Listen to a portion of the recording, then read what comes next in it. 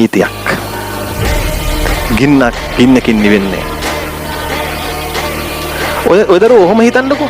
ඔහොම හිතනකොට කවදාකවත් තමන්ගේ ජීවිතේ තමන්ට එපා වෙන්නේ නැහැ. ජීවිතේ ජීවත් වෙන්න හිතෙනවා.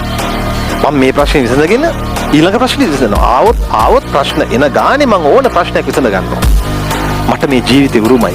මම මේ ජීවිතේ විඳිනවා. මේ ජීවිතෙන් අනිත් අයගේ ජීවිත සුවපත් කරනවා කියලා එයාට හිතෙනවා. එතකොට කවදාකවත් ඔය සුයිසයිඩ් කරගන්න අරව මේවට පෙළඹෙන්නේ නැහැ. එනිසා ඔය පුතාලා දැනගන්න ඕනේ, දුවලා දැනගන්න ඕනේ. ඔයාලගේ ජීවිත හරිය වටිනවා. හරිම වටිනවා. කවුද දන්නේ ප්‍රශ්නේ මිරිකි ඉන්න කෙනෙක් ඒ ප්‍රශ්නෙන් ගොඩ ඇවිත් තව ප්‍රශ්න වලින් මිරිකි ඉන්න කී දෙනෙක් ගොඩ ගනීද කියලා? කවුද දන්නේ? ඇයි ප්‍රශ්න වලින් මිරිකෙන කෙනා තමයි ඒ ප්‍රශ්නේ පීඩාව දන්නේ. ඒකෙන් උඩට ආවහම ඒ කෙනාට පුදුම සැපයක් තියෙනවා. සාමාන්‍යයෙන් මිනිස්කම තියෙන අය තමන් විඳින සැපය තව කෙනෙකුට ලැබෙනවට කැමතියි.